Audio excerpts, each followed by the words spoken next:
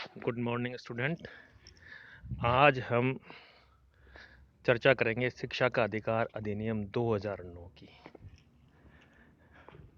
जैसा कि आप सब लोग जानते हैं, शिक्षा हमारे जीवन का मूल आधार है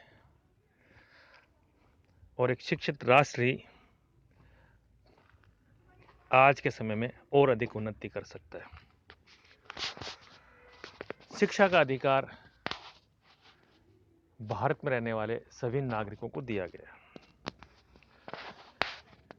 इस अधिकार के तहत 6 से 14 साल की उम्र के हर एक बच्चे को मुफ्त अनिवार्य शिक्षा का अधिकार है। संविधान के 86वें संशोधन द्वारा शिक्षा के अधिकार को प्रभावी बनाया गया। सरकारी स्कूल सभी बच्चों को मुफ्त शिक्षा उपलब्ध कराएंगे और स्कूलों का प्रबंधन स्कूल प्रबंध समितियों द्वारा किया जाएगा। निजी स्कूल न्यूनतम 25% बच्चों को बिना किसी शुल्क के नामांकित करेंगे। यह अपने आप में एक क्रांतिकारी कदम है, जिससे बच्चा जो गरीब है वो भी अच्छी स्कूल में दाखिला ले सकता है। गुणवत्ता समेत प्रारंभिक शिक्षा के सभी पहलुओं पर निगरानी के लिए, उनको की देखरेख के लिए, फीडबैक के लिए, उनको गाइड करने के लिए प्रारंभिक शिक्षा के लिए राष्ट्रीय आयोग बनाया गया है, जो कि पहले उसमें था कि बनाया जाएगा, इसको बनाया गया। दिसंबर 2002 अनुच्छेद 21A भाग 3 के माध्यम से 86वें संशोधन विधेयक में 6 से 14 साल के सभी बच्चों को मुफ्त और अनिवार्य शिक्षा के अधिकार को मौलिक अधिकार माना गया है।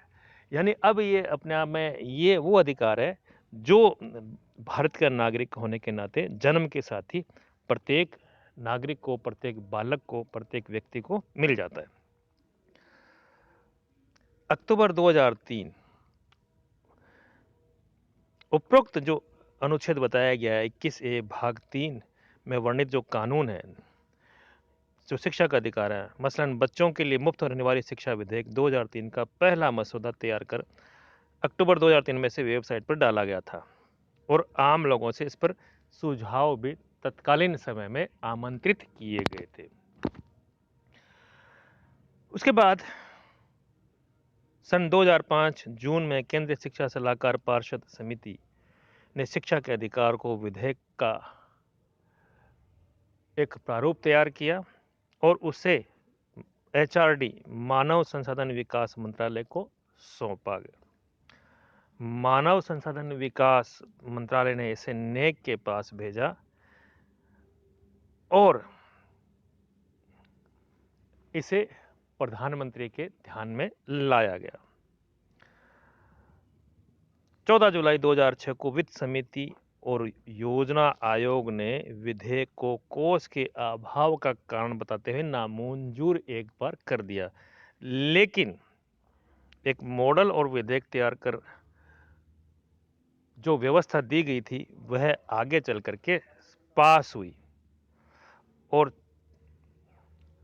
हालांकि एक बीच में और भी बात है कि क्षेत्र संशोधन के बाद राज्यों ने राज्य स्तर पर कोष की कमी की बात भी कही गई थी, तो इस कारण से इस विधेयक में बजट को लेकर के काफ़ी बाधाएं थी, लेकिन इन सब बाधाओं को पार करके भी ये आज के जो मूर्त स्वरूप है उसमें आया, क्योंकि इसके पीछे जो मंशा थी वह यह थी कि राष्ट्र शिक्षित बने और निश्चय ही इस विधेयक से राष्ट्र की उन्नति में गति मिली है और बालकों को, प्रत्येक जो जन्मा है भारतीय नागरिक, उसको शिक्षा का वह अधिकार मिला है जिसके माध्यम से वह अपने जीवन में चहुमुखी सर्वांगीण विकास करके राष्ट्र में उन्नति में अपना योगदान दे सके।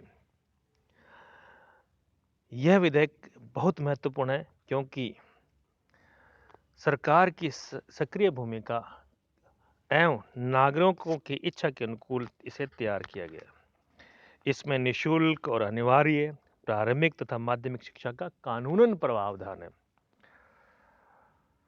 प्रत्येक इलाके में एक स्कूल का प्रावधान है। दूर दराज के इलाकों में भी अब स्कूलों का खोलना अनिवार्य कर दिया गया था। इसके अंतर्गत एक स्कूल की निगरानी समिति का गठन किया गया, जो समुदाय के निर्वाचित प्रतिनिधियों के माध्यम से स्कूल की जो वर्किंग स्टाइल है, उस पर निगाह रखेगी, उसमें संशोधन के लिए समय-समय पर मांग पत्र रखेगी, सुझाव देगी। इससे निश्चय ही स्कूली शिक्षा की जो फाउंडेशन है, वो मजबूत हुई है।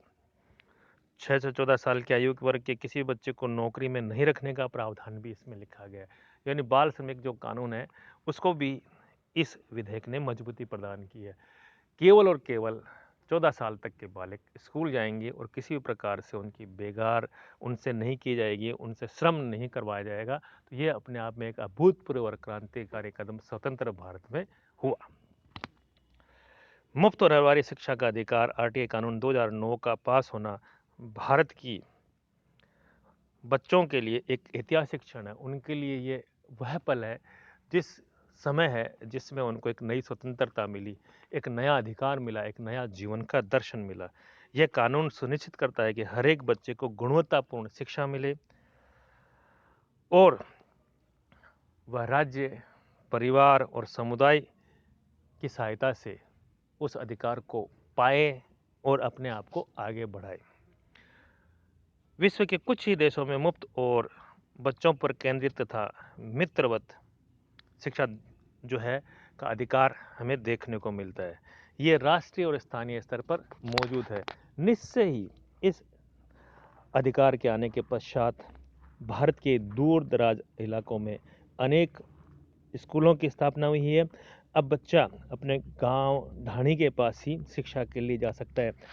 निश्चय ही ऐसे हम देश में निवास करते हैं जहाँ शिक्षा को सस्ती, सुलभ और सहज और मातृभाषा में देने की बातें कही गई है। तो यह अधिकार अपने आप में हमारी जो साक्षरता मिशन है, उसको भी मजबूती देता है और जागरूकता के कारण बच्चे अपने नागरिक अधिकारों से रूबरू हैं और जिससे देश की विकास दर को भी बढ़ावा मिला है। इस अधिकार के तहत बच्चों को मुफ्त शिक्षा होगी, यानी अभिभावकों से प्राथमिक शिक्षा के लिए कोई भी प्रकार की फीस नहीं ली जाएगी और साथ-साथ में अप्रत्यक्ष मूल्य भी उन्हें नहीं चुकाना होगा, अर्थात यूनिफॉर्म, पाठ्य पुस्तकें, दिन का भोजन, परिवहन भी उनका नहीं लगेगा। ये सारी की सारी व्यवस्था नागरिकों के लिए की जाएगी, यानी बालकों के लिए की जाएगी।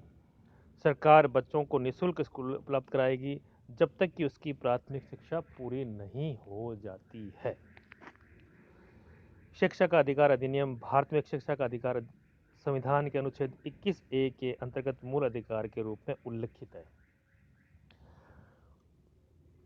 इसके अतिरिक्त इसका वर्णन जो है 86 संविधान में अनुच्छेद 21A के तहत शिक्षा के मौलिक अधिकार बना करके किया गया है। इस मूल अधिकार के क्रियान्वयन हेतु वर्ष 2009 में निःशुल्क अनिवार्य शिक्षा का बाल अधिकार दिया गया। बाल शिक्षा का अधिकार अधिनियम यानी राइट ऑफ जो है children to free and compulsory education RT act, इसका उद्देश्य सार्वभौमिक और समावेशन को बढ़ावा देना है। माध्यमिक एवं उच्च शिक्षा के क्षेत्र में अध्ययन के लिए नए अवसर सर्जित करना है। इसके तहत बच्चों को स्कूली शिक्षा के साथ साथ उनके अन्य जो सामग्री है उसको भी निःशुल्क वितरण का प्रोविजन किया गया। शिक्षा किसी भी व्यक्ति, परिवार, समाज और राष्ट्र में विश्वास पैदा करने का एक महत्वपूर्ण औजार है। यदि हम बच्चों को सही शिक्षा दें तभी हम योग्य और कुशल मानव संसाधन का विकास कर सकेंगे। शिक्षा वस्तुतः शोध और नवाचार का माहौल बनाने में देश की मदद करता है। शिक्षा देश के नागरिकों के व्यक्तिगत आचरण और मूल्यों को निखारती है, उन्हें एक विश्व नागरिक बनाने में मदद करती है। यही कारण है कि सभी देश एक निश्चित अंतराल पर शिक्षा में सुधार करने का कठिन प्रयास करते आ रहे हैं और हमारा देश इसमें एक कदम उनसे आगे है। अपनी शिक्षा नीति की अगर हम समीक्षा करते हैं तो भारत में बच्चों के भविष्य को सही राह दिखाना और समावेशी विकास को बढ़ावा देने वाला एक अच्छा उपयुक्त कानून आरटी ही है।